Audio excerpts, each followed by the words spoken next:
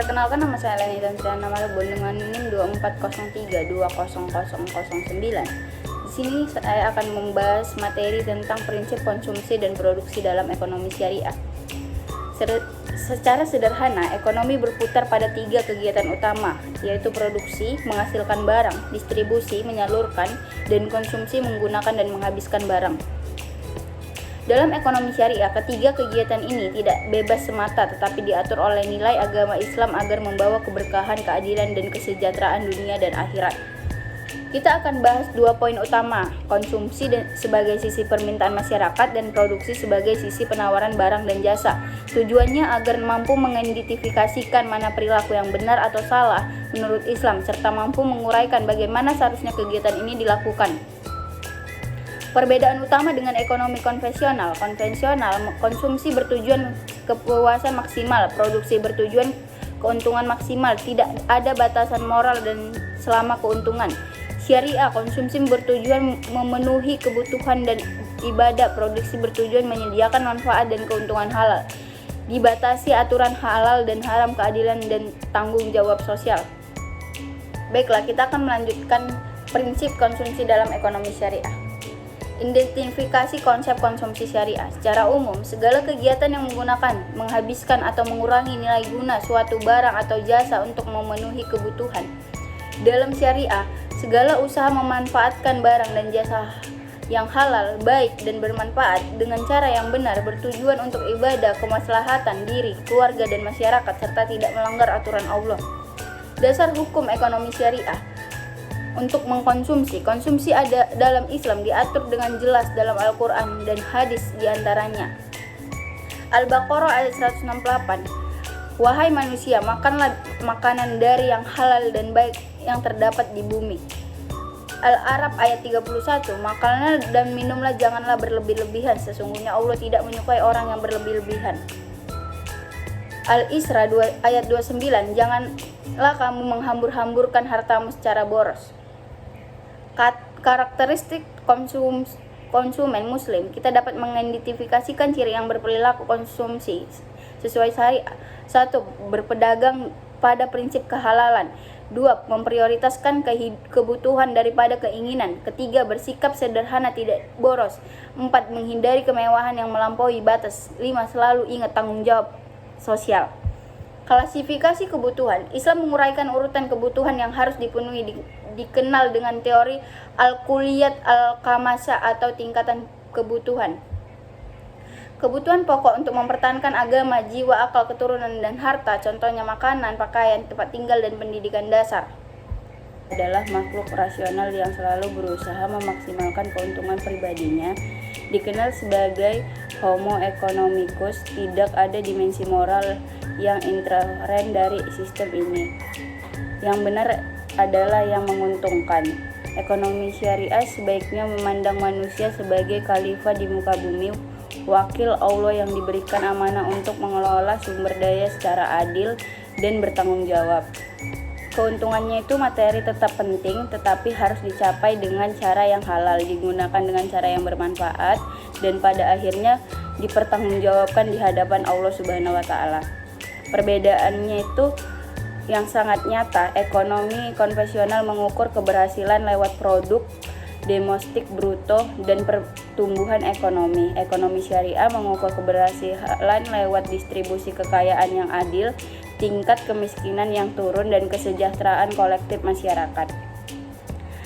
Sekarang ekonomi syariah bukan konsep baru, akarnya terancap sejak masa Nabi Muhammad SAW di Madinah, di mana beliau membangun sistem pasar yang jujur, melarang penipuan dan penimbauan secara mendirikan Baitul Ma'al, kas negara Islam pertama yang berfungsi sebagai instrumen distribusi. Di sini ada sejarah singkat perkembangan ekonomi syariah.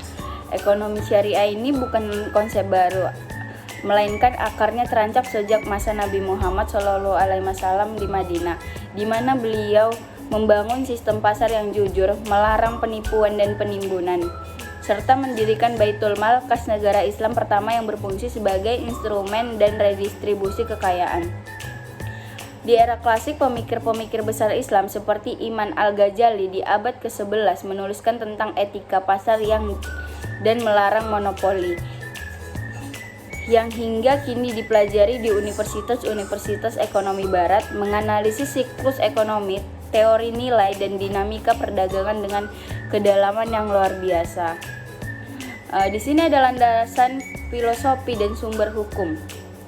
Untuk memahami ekonomi syariah secara mendalam, kita harus terlebih dahulu untuk memahami bagaimana Islam memandang dunia dan posisi manusia di dalamnya. Ini bukan sekadar soal aturan halal dan haram, ini tentang sebuah pandangan hidup yang komprehensif. Fondasi pertama dan terpenting adalah tauhid, kekayaan bahwa Allah yang Maha Pemilik segala sesuatu. Dalam Al-Baqarah ayat 284, Allah berfirman bahwa baiklah, kita akan melanjutkan landasan filosofil dan sumber hukum. Untuk memahami ekonomi syariah secara mendalam, kita harus terlebih dahulu memahami bagaimana Islam memandang dunia dan posisi manusia di dalamnya. Ini bukan sekedar soal aturan halal atau haram, ini tentang sebuah pandangan hidup yang komprehensif. Fondasi pertama dan terpenting adalah tauhid, keyakinan bahwa hanya Allah yang Maha Pemilik segala sesuatu. Dalam Al-Baqarah ayat 284 tercantum Allah berfirman bahwa kepunyaannya lah apa yang ada di langit dan apa yang ada di bumi.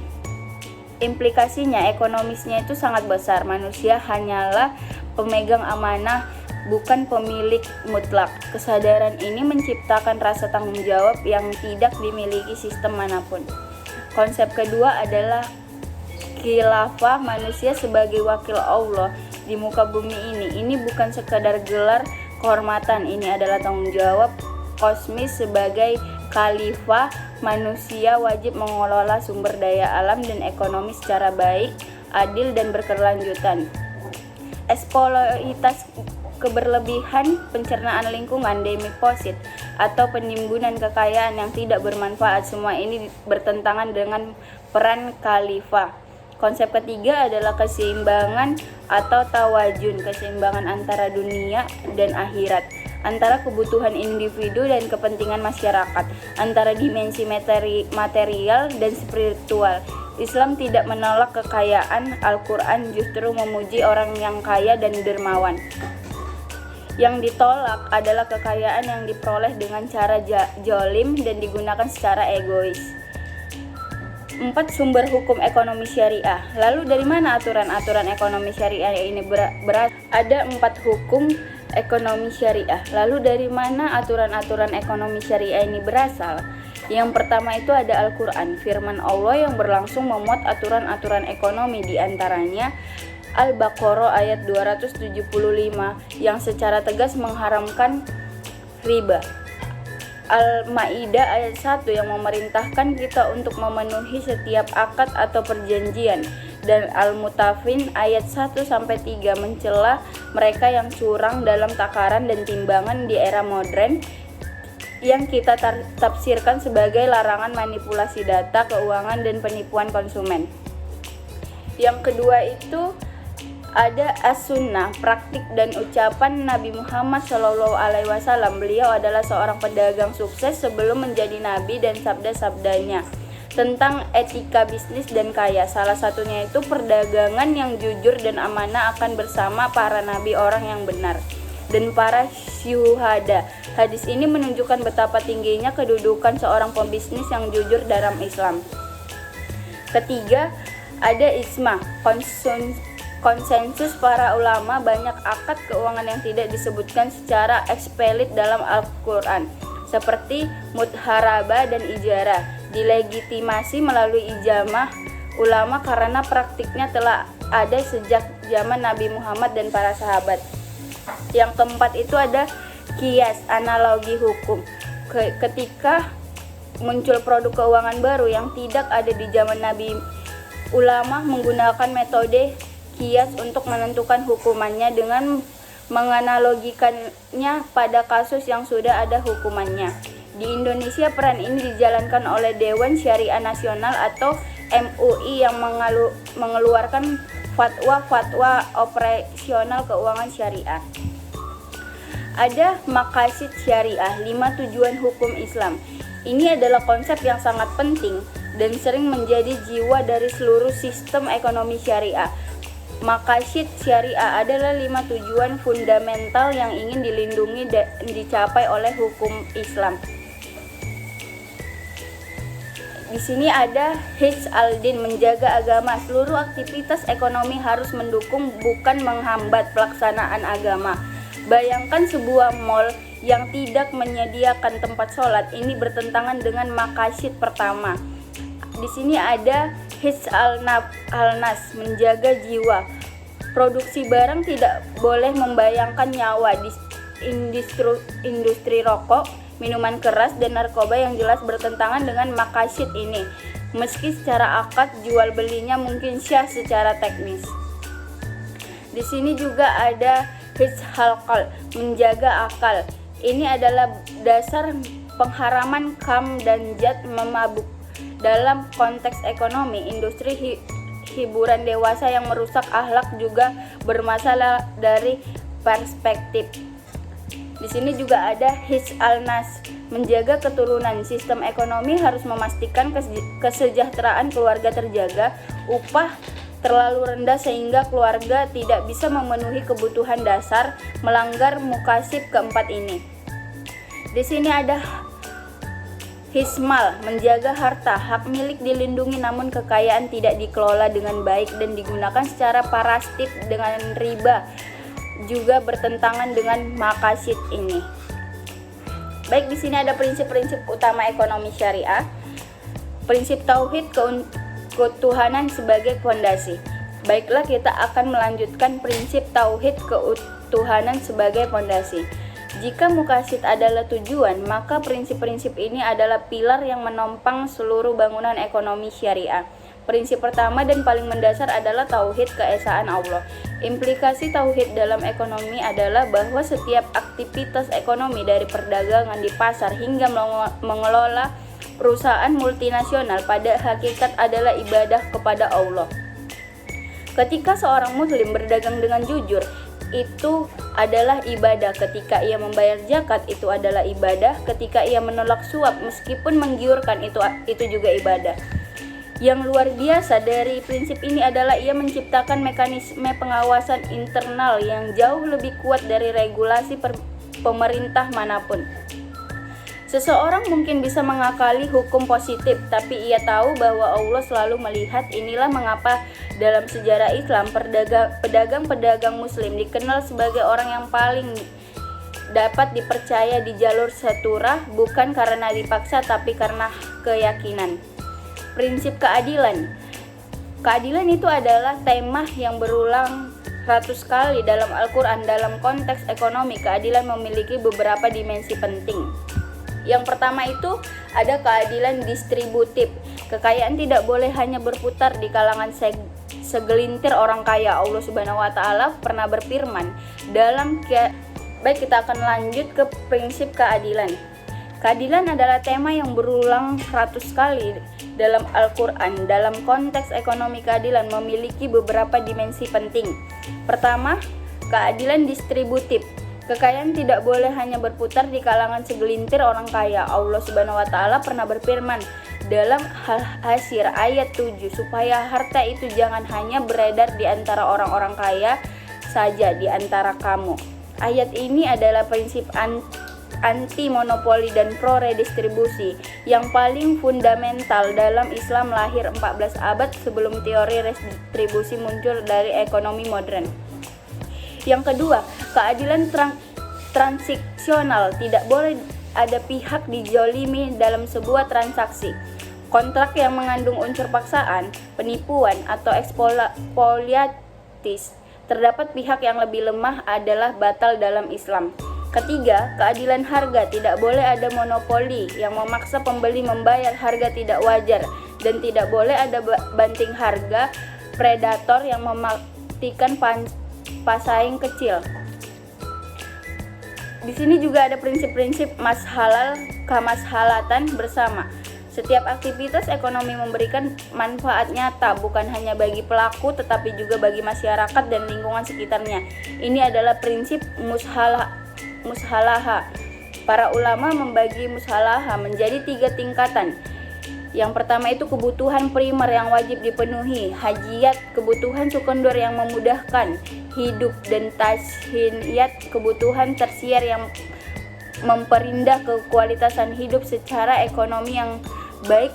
Harus memastikan semua level ini terpenuhi secara bertahap dimulai dari yang prioritas. Contoh penerapannya itu sangat kontemporer, investasi di perusahaan yang menghasilkan keuntungan finansial tetapi merusak lingkungan, misalnya perusahaan tambang yang tidak bertanggung jawab, bertentangan dengan prinsip halal meskipun secara akad mungkin sah. Di sini juga ada prinsip halal atau haram dan dalam ekonomi. Prinsip halal haram adalah yang paling dikenal masyarakat umum, namun sering disalahpahami hanya sebatas soal makanan. Dalam ekonomi, prinsip ini jauh lebih luas. Ada 3 dimensi kehalalan yang harus dipenuhi sekaligus. Halal dari sisi objek, barang atau jasa yang diperjualbelikan, tidak haram zatnya. Halal dari sisi cara memperoleh, tidak mencuri, menipu atau meribah. Dan halal dari sisi cara menggunakan uang yang diperoleh secara halal pun bisa menjadi haram jika menggunakan untuk maksiat. Prinsip asal dalam muamalah adalah ibadah, semua boleh kecuali dalil yang mengharamkan.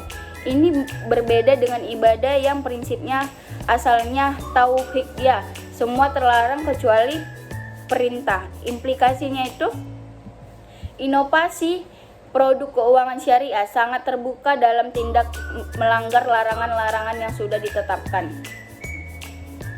Kita lanjut ke prinsip keseimbangan dan tanggung jawab. Islam secara eksplisit melarang 2 ekstrim, boros dan kikir. Firman Allah Al-Isra ayat 29 menggambarkan ini dengan sangat indah. Jangan kamu jadikan tanganmu terbelenggu pada lehermu sangat pelit, dan janganlah kamu terlalu mengalurkan sangat boros, nanti kamu menjadi tercela dan menyesal. Dalam konteks makroekonomi, prinsip tawazun berarti keseimbangan antara sektor dan sektor keuangan. Ekonomi syariah secara tegas menolak ekonomi balon, di mana sektor keuangan tumbuh jatuh melampaui sektor real karena spekulasi. Setiap instrumen keuangan harus memiliki aset nyata di belakang. Inilah mengapa suku selalu dikaitkan dengan aset produktif. 4 itu ada larangan-larangan utama dalam muamalah. Riba, akar dari ketidakadilan ekonomi. Kita tiba di bagian yang mungkin kontroversial dan paling relevan dengan kehidupan sehari-hari. Larangan riba. Apa itu riba? Dan mengapa Islam mengharamkan dengan sangat besar dan sangat keras? Riba secara sederhana adalah tambahan yang dipersyaratkan dalam transaksi pinjam meminjam atau jual beli. Para ulama membagi riba menjadi 2 jenis. Riba nasi'ah, yaitu bunga yang dikenakan atas penundaan pembayaran peminjaman. Inilah yang kita kenal sebagai bunga bank. Dan riba padahal, yaitu pertukaran barang sejenis dengan kualitas yang jumlah yang tidak setara. Allah Subhanahu wa taala mengharamkan riba dengan sangat tegas dengan dalam Al-Baqarah ayat 275 sampai 279, bahkan dalam ayat 279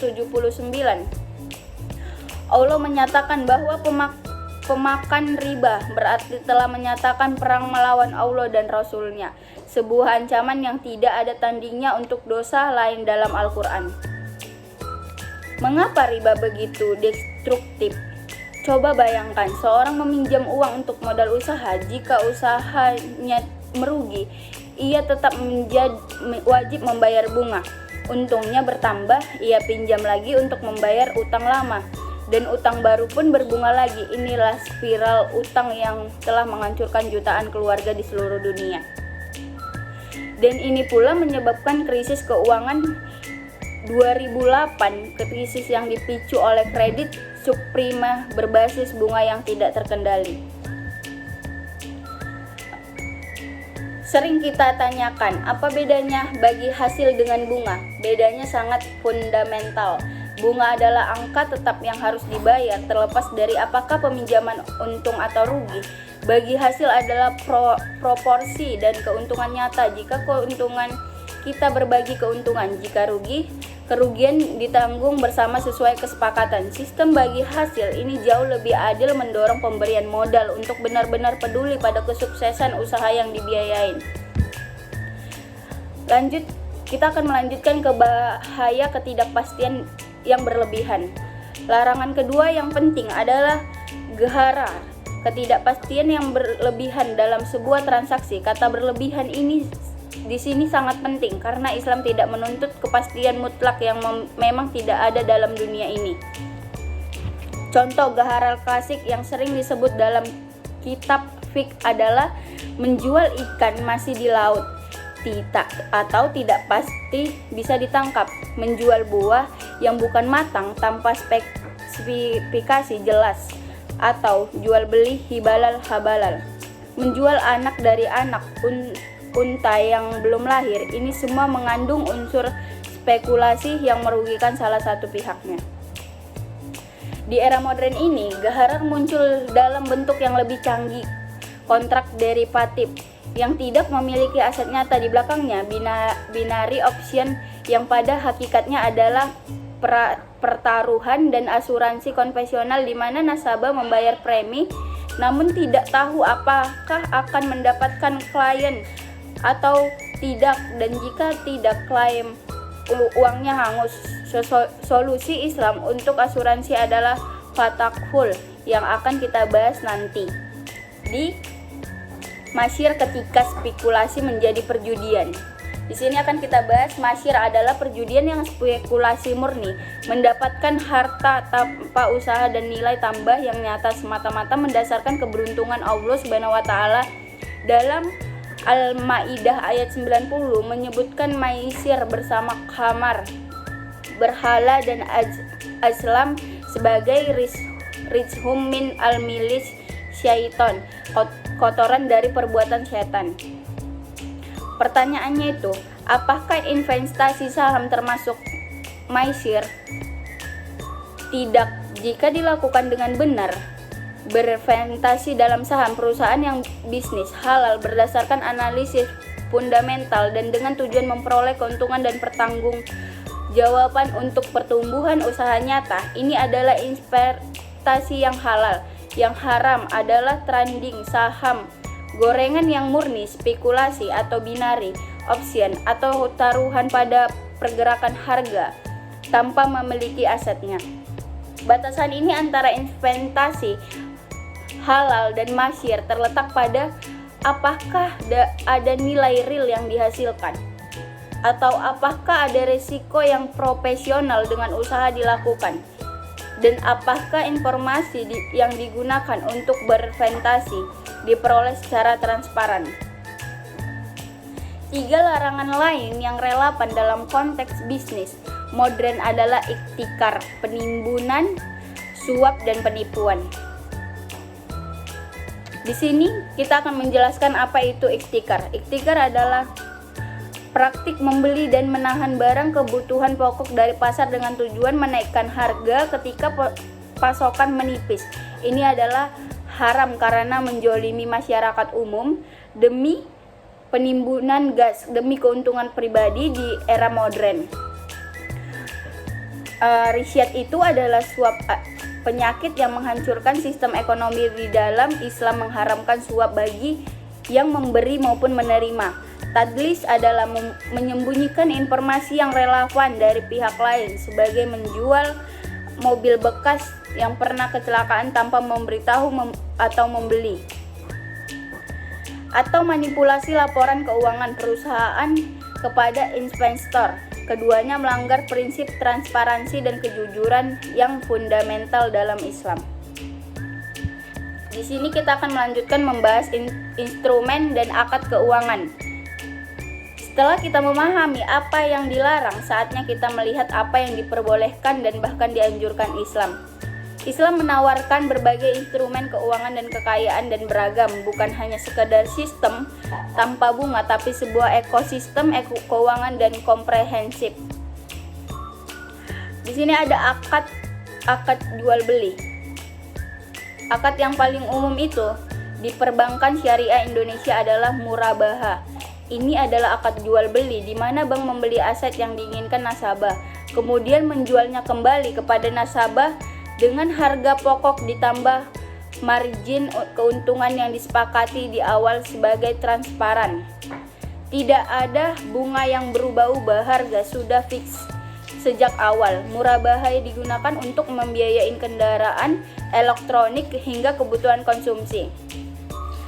Untuk kebutuhan modal kerja pertanian, ada perdagangan, ada akad salam di mana pembelian membayar penuh di awal untuk barang yang akan diserahkan kemudian hari ini dengan spesifikasi yang sudah disepakati. Ini berada dari jual beli biasa karena barangnya belum ada saat akad.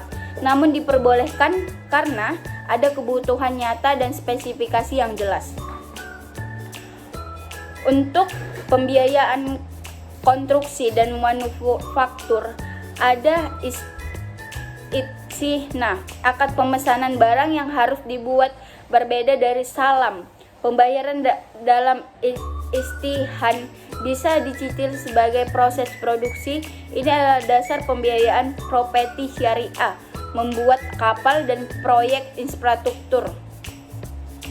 Baik, kita akan melanjutkan ke akad ijarah, adalah sewa menyewa yang sangat fleksibel. Bank untuk perusahaan memiliki aset gedung, kendaraan, mesin dan menyewakan kepada nasabah dengan harga sewa yang disepakati. Ada varian yang sangat populer, ijarah muntahiyah bin tamlik, di mana di akhir masa sewa pemilik aset dialihkan kepada penyewa. Ini dasar leasing syariah dan pembiayaan properti dengan skema sewa beli. Kita akan melanjutkan pembahasan ke akad bagi hasil, jantung keuangan syariah. Inilah yang membuat ekonomi syariah benar-benar unik. Akad bagi hasil yang memberi resiko secara adil antara pemilik modal dan pengelola usaha. Mudharabah adalah akad di mana satu pihak menyerahkan modal sepenuhnya, disebut syaibul mal. Sementara pihak lain mengelola usaha dengan keahlian, disebut mudharib. Keuntungan dibagi sesuai nisbah yang disepakati, misalnya 60% untuk mengelola, 40% untuk pemodal. Namun jika kerugian finansial ditanggung sepenuhnya oleh pemodal, sementara pengelola menanggung kerugian di waktu tenaganya. Inilah akad yang digunakan dalam tabungan terjangka syariah dan investasi reksadana. Baiklah, kita akan melanjutkan ke akad musyawarakah, adalah kongsi penuh.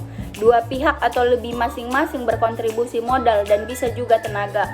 Keuntungan dibagi sesuai kesepakatan dan kerugian ditanggung proporsional sesuai porsi modal. Ada varian modern yang sangat inovatif, di mana porsi kepemilikan bank secara bertahap berkurang seiring cicilan nasabah. Inilah solusi KPR syariah yang paling ideal. Nasabah dan bank bersama-sama memiliki rumah dan porsi nasabah terus bertambah. Baik, kita akan melanjutkan ke akad sosial dan suku. Islam juga memiliki akad-akad sosial yang tidak Baik, kita akan melanjutkan relevansi dan masa depan ekonomi syariah. Tantangan yang harus diatasi. Jujur, perjalanan ekonomi syariah masih jauh dari kata sempurna. Ada beberapa tantangan serius yang harus kita akui. Yang pertama itu kesenjangan antara teori dan praktik. Banyak produk yang dilabeli syariah, namun banyak hakikatnya hanya mengganti nama bunga menjadi margin atau ujrah tanpa perubahan substansial dalam mekanismenya. Ini adalah praktik yang paling dalam para ekonomi Islam sendiri. Yang kedua itu ada krisis SDM. Jumlah akademis dan praktisi yang benar-benar memahami fiqh, muamalah, sekaligus ilmu keuangan modern masih sangat terbatas. Yang ketiga, literasi masyarakat yang rendah. Banyak umat muslim sendiri yang belum memahami perbedaan fundamental antara bank syariah dan konvensional, sehingga hanya pindah karena faktor agama tanpa pemahaman mendalam. Di sini ada peluang yang terbuka lebar, namun peluang luar biasa. Indonesia memiliki master plan ekonomi syariah Indonesia atau MEXI yang menargetkan negara kita menjadi pusat ekonomi global. Generasi muda muslim semakin sadar akan pentingnya investasi halal, pertumbuhan reksadana, syariah, dan nasabah bank syariah di segmen milenial meningkat pesat. Teknologi membuka babak baru, blockchain membuat penerbit suku lebih efisien dan transparan. Artificial intelligence memungkinkan kredit scoring syariah yang lebih akurat dan inklusif. Digital zakat dan wakaf menjangkau mujaki di seluruh pelosok dunia. Ekonomi halal global mencakup makanan halal, fashion muslim, wisata halal, komestik halal, farmasi halal. Nilai-nilai prediksi melampaui 3 triliun dolar pada 2024. Baik, kita akan penutupan dan call to action. Kita telah menempuh perjalanan panjang hari ini dari definisi filosofis hingga instrumen keuangan konkret. Satu yang hanya ingin saya tekankan sebelum kita tutup, ekonomi syariah bukan hanya lebih menjadi muslim yang taat. Ini tentang memiliki sistem yang lebih adil, lebih keberlanjutan dan manusiawi. Nilai-nilai yang ditawarkan ekonomi syariah, keadilan, transparansi, berbagai risiko, keberpihakan yang lemah adalah nilai-nilai universal yang dibutuhkan dunia saat ini. Bukan kebetulan bahwa banyak pakar keuangan non-muslim mulai dari mempelajari mengadopsi prinsip ini setelah krisis keuangan 2028. Ada 4 hukum ekonomi syariah. Lalu dari mana aturan-aturan ekonomi syariah ini berasal? Yang pertama itu ada Al-Quran, firman Allah yang berlangsung memuat aturan-aturan ekonomi, di antaranya Al-Baqarah ayat 275 yang secara tegas mengharamkan riba. Al-Maidah ayat 1 yang memerintahkan kita untuk memenuhi setiap akad atau perjanjian, dan Al-Mutaffifin ayat 1-3 mencela mereka yang curang dalam takaran dan timbangan di era modern yang kita tafsirkan sebagai larangan manipulasi data keuangan dan penipuan konsumen. Yang kedua itu ada as-sunnah, praktik dan ucapan Nabi Muhammad SAW. Beliau adalah seorang pedagang sukses sebelum menjadi nabi, dan sabda-sabdanya tentang etika bisnis dan kaya. Salah satunya itu perdagangan yang jujur dan amanah akan bersama para nabi, orang yang benar, dan para syuhada. Hadis ini menunjukkan betapa tingginya kedudukan seorang pebisnis yang jujur dalam Islam. Ketiga, ada ijma, konsensus para ulama. Banyak akad keuangan yang tidak disebutkan secara eksplisit dalam Al-Quran, seperti mudharabah dan ijarah, dilegitimasi melalui ijmah ulama karena praktiknya telah ada sejak zaman Nabi Muhammad dan para sahabat. Yang keempat itu ada kias, analogi hukum. Ketika muncul produk keuangan baru yang tidak ada di zaman Nabi, ulama menggunakan metode kias untuk menentukan hukumannya dengan menganalogikannya pada kasus yang sudah ada hukumannya. Di Indonesia, peran ini dijalankan oleh Dewan Syariah Nasional atau MUI yang mengeluarkan fatwa-fatwa operasional keuangan syariah. Ada maqasid syariah, 5 tujuan hukum Islam. Ini adalah konsep yang sangat penting dan sering menjadi jiwa dari seluruh sistem ekonomi syariah. Maqasid syariah adalah 5 tujuan fundamental yang ingin dilindungi dan dicapai oleh hukum Islam. Di sini ada hifz al-din, menjaga agama. Seluruh aktivitas ekonomi harus mendukung, bukan menghambat pelaksanaan agama. Bayangkan sebuah mall yang tidak menyediakan tempat sholat. Ini bertentangan dengan maqasid pertama. Di sini ada hifz al-nas, menjaga jiwa. Produksi barang tidak boleh membayangkan nyawa. Di industri rokok, minuman keras, dan narkoba yang jelas bertentangan dengan maqasid ini. Meski secara akad jual belinya mungkin syar'i secara teknis.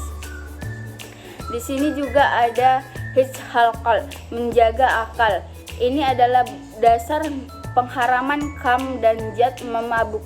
Dalam konteks ekonomi, industri hiburan dewasa yang merusak akhlak juga bermasalah dari perspektif Di sini juga ada his al-nas, menjaga keturunan. Sistem ekonomi harus memastikan kesejahteraan keluarga terjaga, upah terlalu rendah sehingga keluarga tidak bisa memenuhi kebutuhan dasar, melanggar mukasib keempat ini.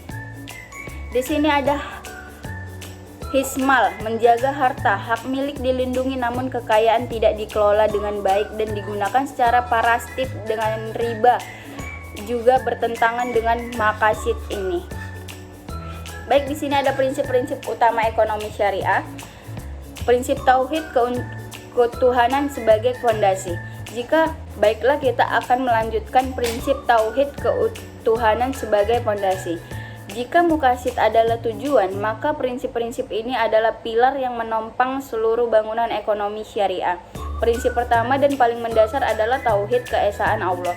Implikasi tauhid dalam ekonomi adalah bahwa setiap aktivitas ekonomi dari perdagangan di pasar hingga mengelola perusahaan multinasional pada hakikat adalah ibadah kepada Allah. Ketika seorang muslim berdagang dengan jujur, itu adalah ibadah. Ketika ia membayar zakat, itu adalah ibadah. Ketika ia menolak suap meskipun menggiurkan, itu juga ibadah. Yang luar biasa dari prinsip ini adalah ia menciptakan mekanisme pengawasan internal yang jauh lebih kuat dari regulasi pemerintah manapun. Seseorang mungkin bisa mengakali hukum positif, tapi ia tahu bahwa Allah selalu melihat. Inilah mengapa dalam sejarah Islam, pedagang-pedagang muslim dikenal sebagai orang yang paling dapat dipercaya di jalur saturah, bukan karena dipaksa tapi karena keyakinan. Prinsip keadilan. Keadilan itu adalah tema yang berulang ratus kali dalam Al-Quran. Dalam konteks ekonomi, keadilan memiliki beberapa dimensi penting. Yang pertama itu ada keadilan distributif. Kekayaan tidak boleh hanya berputar di kalangan segelintir orang kaya. Allah Subhanahu wa taala pernah berfirman dalam Al-Hasyr. Baik, kita akan lanjut ke prinsip keadilan. Keadilan adalah tema yang berulang ratus kali dalam Al-Quran. Dalam konteks ekonomi, keadilan memiliki beberapa dimensi penting. Pertama, keadilan distributif. Kekayaan tidak boleh hanya berputar di kalangan segelintir orang kaya. Allah Subhanahu wa taala pernah berfirman dalam Al-Hasyr ayat 7, supaya harta itu jangan hanya beredar di antara orang-orang kaya saja di antara kamu. Ayat ini adalah prinsip anti monopoli dan pro redistribusi yang paling fundamental dalam Islam, lahir 14 abad sebelum teori redistribusi muncul dari ekonomi modern. Yang kedua, keadilan transaksional. Tidak boleh ada pihak dijolimi dalam sebuah transaksi. Kontrak yang mengandung unsur paksaan, penipuan, atau eksploitatis terdapat pihak yang lebih lemah adalah batal dalam Islam. Ketiga, keadilan harga. Tidak boleh ada monopoli yang memaksa pembeli membayar harga tidak wajar, dan tidak boleh ada banting harga predator yang mematikan pesaing kecil. Di sini juga ada prinsip-prinsip mas halal kamashalatan bersama. Setiap aktivitas ekonomi memberikan manfaat nyata bukan hanya bagi pelaku tetapi juga bagi masyarakat dan lingkungan sekitarnya. Ini adalah prinsip mushalaha. Para ulama membagi mushalaha menjadi 3 tingkatan. Yang pertama itu kebutuhan primer yang wajib dipenuhi, hajiyat, kebutuhan sekunder yang memudahkan hidup, dan tashiniyat, kebutuhan tersier yang memperindah kekualitasan hidup. Secara ekonomi yang baik harus memastikan semua level ini terpenuhi secara bertahap dimulai dari yang prioritas. Contoh penerapannya itu sangat kontemporer. Investasi di perusahaan yang menghasilkan keuntungan finansial tetapi merusak lingkungan, misalnya perusahaan tambang yang tidak bertanggung jawab, bertentangan dengan prinsip mushalal meskipun secara akad mungkin sah. Di sini juga ada prinsip halal atau haram dan dalam ekonomi. Prinsip halal haram adalah yang paling dikenal masyarakat umum namun sering disalahpahami hanya sebatas soal makanan. Dalam ekonomi, prinsip ini jauh lebih luas. Ada 3 dimensi kehalalan yang harus dipenuhi sekaligus Halal dari sisi objek, barang atau jasa yang diperjualbelikan tidak haram zatnya. Halal dari sisi cara memperoleh, tidak mencuri, menipu atau meriba. Dan halal dari sisi cara menggunakan uang yang diperoleh secara halal pun bisa menjadi haram jika menggunakan untuk maksiat. Prinsip asal dalam muamalah adalah ibadah. Semua boleh kecuali dalil yang mengharamkan. Ini berbeda dengan ibadah yang prinsipnya asalnya tauhid, ya. Semua terlarang kecuali perintah. Implikasinya itu inovasi produk keuangan syariah sangat terbuka dalam tindak melanggar larangan-larangan yang sudah ditetapkan. Kita lanjut ke prinsip keseimbangan dan tanggung jawab. Islam secara eksplisit melarang dua ekstrim, boros dan kikir. Firman Allah Al-Isra ayat 29 menggambarkan ini dengan sangat indah. Jangan kamu jadikan tanganmu terbelenggu pada lehermu sangat pelit, dan janganlah kamu terlalu mengalurkan sangat boros, nanti kamu menjadi tercela dan menyesal. Dalam konteks makroekonomi, prinsip tawazun berarti keseimbangan antara sektor dan sektor keuangan. Ekonomi syariah secara tegas menolak ekonomi balon, di mana sektor keuangan tumbuh jatuh melampaui sektor real karena spekulasi. Setiap instrumen keuangan harus memiliki aset nyata di belakang. Inilah mengapa suku selalu dikaitkan dengan aset produktif. 4 itu ada larangan-larangan utama dalam muamalah. Riba, akar dari ketidakadilan ekonomi. Kita tiba di bagian yang mungkin kontroversial dan paling relevan dengan kehidupan sehari-hari. Larangan riba. Apa itu riba? Dan mengapa Islam mengharamkan dengan sangat besar dan sangat keras? Riba secara sederhana adalah tambahan yang dipersyaratkan dalam transaksi pinjam-meminjam atau jual-beli. Para ulama membagi riba menjadi 2 jenis. Riba nasi'ah, yaitu bunga yang dikenakan atas penundaan pembayaran peminjaman. Inilah yang kita kenal sebagai bunga bank. Dan riba padahal, yaitu pertukaran barang sejenis dengan kualitas yang jumlah yang tidak setara. Allah Subhanahu wa Ta'ala mengharamkan riba dengan sangat tegas dengan dalam Al-Baqarah ayat 275 sampai 279, bahkan dalam ayat 279 Allah menyatakan bahwa pemakan riba berarti telah menyatakan perang melawan Allah dan Rasul-Nya, sebuah ancaman yang tidak ada tandingnya untuk dosa lain dalam Al-Quran. Mengapa riba begitu destruktif? Coba bayangkan, seorang meminjam uang untuk modal usaha. Jika usahanya merugi, ia tetap wajib membayar bunga. Untungnya bertambah, ia pinjam lagi untuk membayar utang lama, dan utang baru pun berbunga lagi. Inilah spiral utang yang telah menghancurkan jutaan keluarga di seluruh dunia. Dan ini pula menyebabkan krisis keuangan 2008, krisis yang dipicu oleh kredit subprime berbasis bunga yang tidak terkendali. Sering kita tanyakan, apa bedanya bagi hasil dengan bunga? Bedanya sangat fundamental. Bunga adalah angka tetap yang harus dibayar terlepas dari apakah peminjaman untung atau rugi. Bagi hasil adalah proporsi dan keuntungan nyata. Jika keuntungan, kita berbagi keuntungan. Jika rugi, kerugian ditanggung bersama sesuai kesepakatan. Sistem bagi hasil ini jauh lebih adil, mendorong pemberian modal untuk benar-benar peduli pada kesuksesan usaha yang dibiayain. Lanjut, kita akan melanjutkan ke bahaya ketidakpastian yang berlebihan. Larangan kedua yang penting adalah gharar, ketidakpastian yang berlebihan dalam sebuah transaksi. Kata berlebihan ini di sini sangat penting karena Islam tidak menuntut kepastian mutlak yang memang tidak ada dalam dunia ini.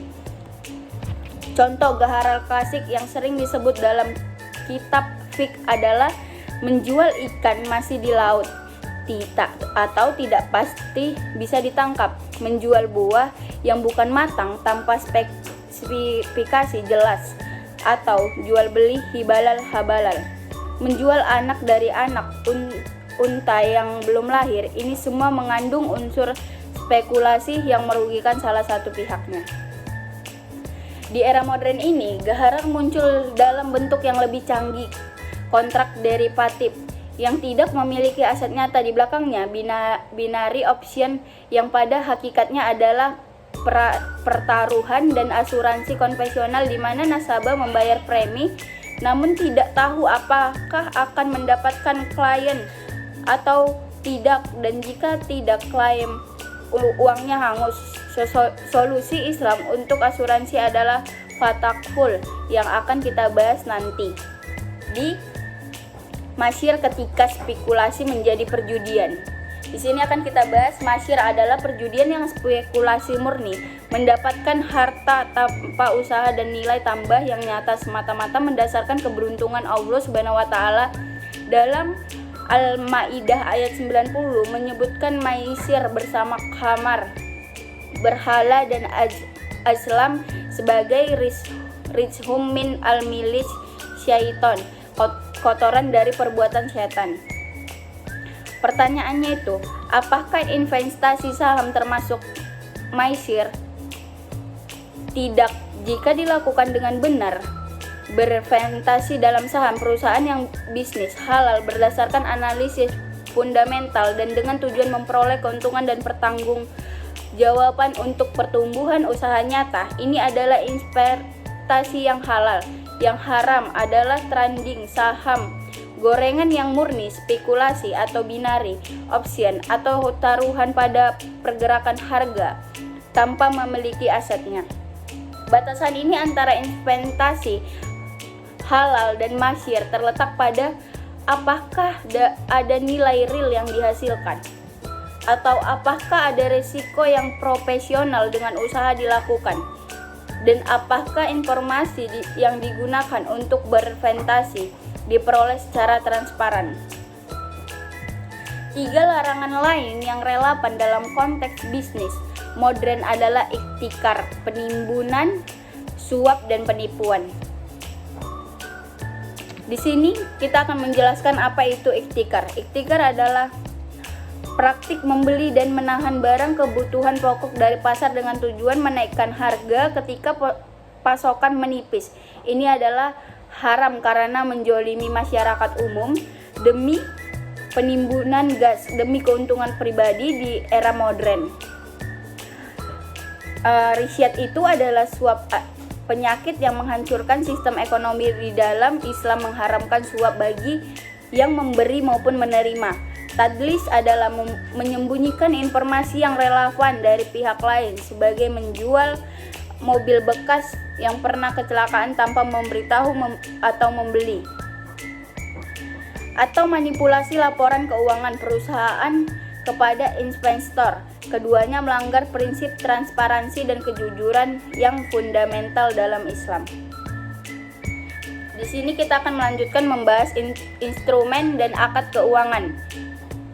Setelah kita memahami apa yang dilarang, saatnya kita melihat apa yang diperbolehkan dan bahkan dianjurkan Islam.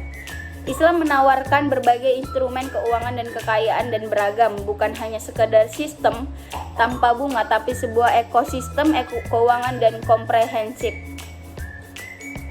Di sini ada akad jual beli.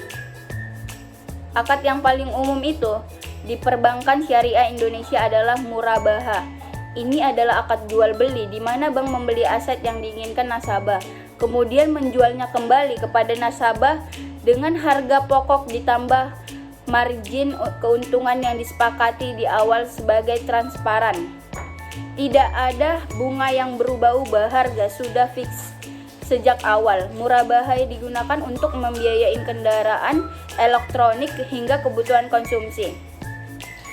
Untuk kebutuhan modal kerja pertanian, ada perdagangan, ada akad salam di mana pembelian membayar penuh di awal untuk barang yang akan diserahkan kemudian hari ini dengan spesifikasi yang sudah disepakati. Ini berada dari jual beli biasa karena barangnya belum ada saat akad, namun diperbolehkan karena ada kebutuhan nyata dan spesifikasi yang jelas.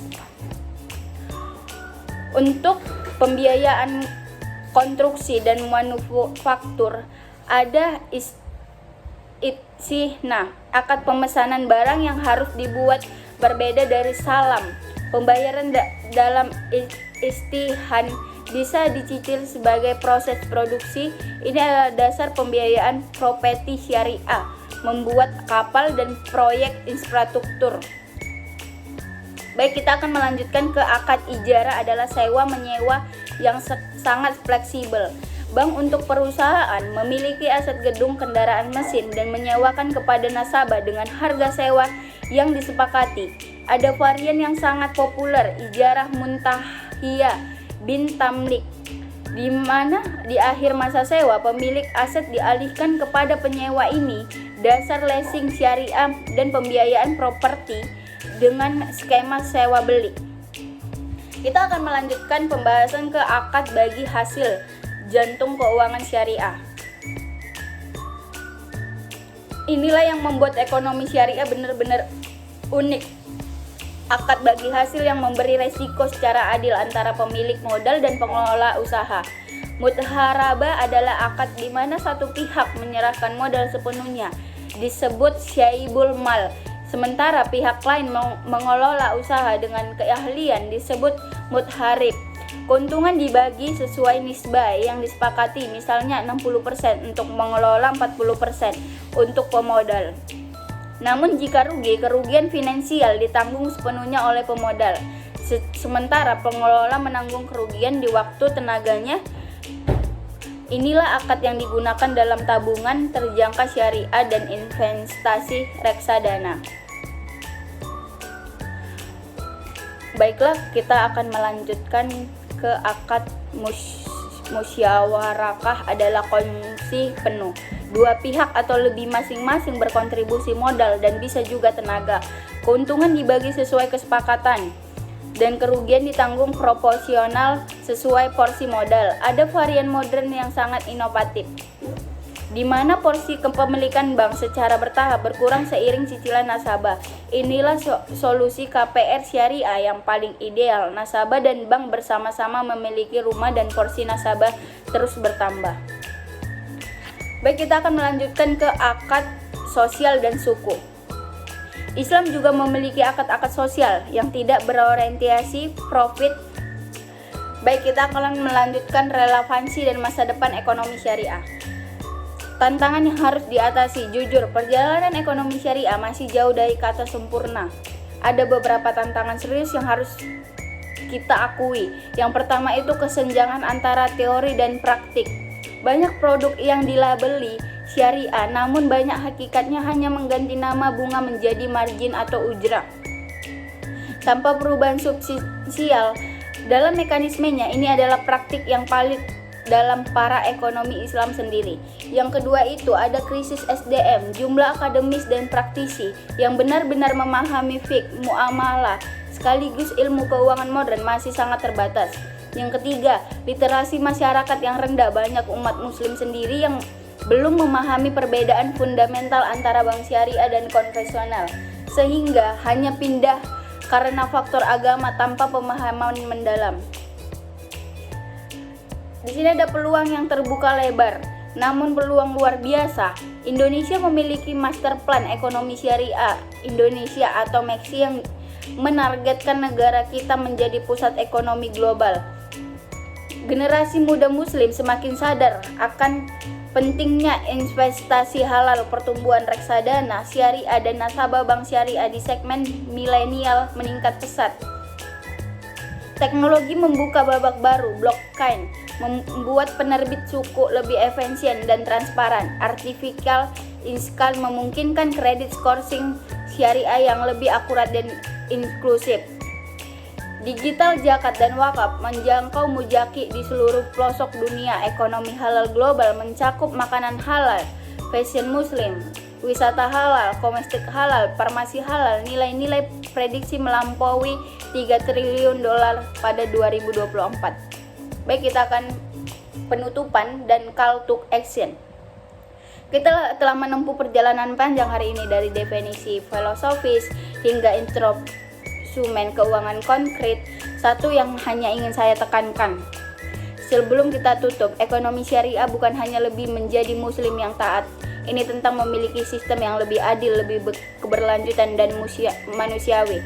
Nilai-nilai yang ditawarkan ekonomi syariah, keadilan, transparansi, berbagai risiko, keberpihakan yang lemah adalah nilai-nilai universal yang dibutuhkan dunia saat ini.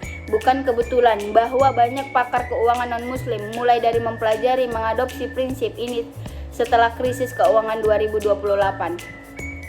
Baiklah, kita akan melanjutkan prinsip tauhid ketuhanan sebagai fondasi. Jika muqasid adalah tujuan, maka prinsip-prinsip ini adalah pilar yang menopang seluruh bangunan ekonomi syariah. Prinsip pertama dan paling mendasar adalah tauhid keesaan Allah. Implikasi tauhid dalam ekonomi adalah bahwa setiap aktivitas ekonomi dari perdagangan di pasar hingga mengelola perusahaan multinasional pada hakikat adalah ibadah kepada Allah. Ketika seorang muslim berdagang dengan jujur, itu adalah ibadah. Ketika ia membayar zakat, itu adalah ibadah. Ketika ia menolak suap meskipun menggiurkan, itu juga ibadah. Yang luar biasa dari prinsip ini adalah ia menciptakan mekanisme pengawasan internal yang jauh lebih kuat dari regulasi pemerintah manapun. Seseorang mungkin bisa mengakali hukum positif, tapi ia tahu bahwa Allah selalu melihat. Inilah mengapa dalam sejarah Islam, pedagang-pedagang muslim dikenal sebagai orang yang paling dapat dipercaya di jalur saturah, bukan karena dipaksa tapi karena keyakinan. Prinsip keadilan. Keadilan itu adalah tema yang berulang 100 kali dalam Al-Quran. Dalam konteks ekonomi, keadilan memiliki beberapa dimensi penting. Yang pertama itu ada keadilan distributif. Kekayaan tidak boleh hanya berputar di kalangan segelintir orang kaya. Allah Subhanahu wa taala pernah berfirman. Baik, kita akan melanjutkan relevansi dan masa depan ekonomi syariah. Tantangan yang harus diatasi. Jujur, perjalanan ekonomi syariah masih jauh dari kata sempurna. Ada beberapa tantangan serius yang harus kita akui. Yang pertama itu kesenjangan antara teori dan praktik. Banyak produk yang dilabeli syariah, namun banyak hakikatnya hanya mengganti nama bunga menjadi margin atau ujrah tanpa perubahan substansial dalam mekanismenya. Ini adalah praktik yang paling dalam para ekonomi Islam sendiri. Yang kedua itu ada krisis SDM. Jumlah akademis dan praktisi yang benar-benar memahami fiqh, muamalah, sekaligus ilmu keuangan modern masih sangat terbatas. Yang ketiga, literasi masyarakat yang rendah. Banyak umat muslim sendiri yang belum memahami perbedaan fundamental antara bank syariah dan konvensional, sehingga hanya pindah karena faktor agama tanpa pemahaman mendalam. Di sini ada peluang yang terbuka lebar, namun peluang luar biasa. Indonesia memiliki master plan ekonomi syariah Indonesia atau MEXI yang menargetkan negara kita menjadi pusat ekonomi global. Generasi muda muslim semakin sadar akan pentingnya investasi halal, pertumbuhan reksadana, syariah dan nasabah bank syariah di segmen milenial meningkat pesat. Teknologi membuka babak baru, blockchain membuat penerbit suku lebih efisien dan transparan. Artificial intelligence memungkinkan kredit scoring syariah yang lebih akurat dan inklusif. Digital zakat dan wakaf menjangkau mujaki di seluruh pelosok dunia. Ekonomi halal global mencakup makanan halal, fashion muslim, wisata halal, komestik halal, farmasi halal. Nilai-nilai prediksi melampaui 3 triliun dolar pada 2024. Baik, kita akan penutupan dan call to action. Kita telah menempuh perjalanan panjang hari ini dari definisi filosofis hingga instrumen keuangan konkret. Satu yang hanya ingin saya tekankan sebelum kita tutup, ekonomi syariah bukan hanya lebih menjadi muslim yang taat. Ini tentang memiliki sistem yang lebih adil, lebih keberlanjutan dan manusiawi. Nilai-nilai yang ditawarkan ekonomi syariah, keadilan, transparansi, berbagai risiko, keberpihakan yang lemah adalah nilai-nilai universal yang dibutuhkan dunia saat ini. Bukan kebetulan bahwa banyak pakar keuangan non-muslim mulai dari mempelajari mengadopsi prinsip ini setelah krisis keuangan 2028. Kesimpulannya itu, hasil yang saya bahas tadi dapat memahami dan bermanfaat buat yang mendengarkan. Saya tutup video kali ini. Assalamualaikum warahmatullahi wabarakatuh.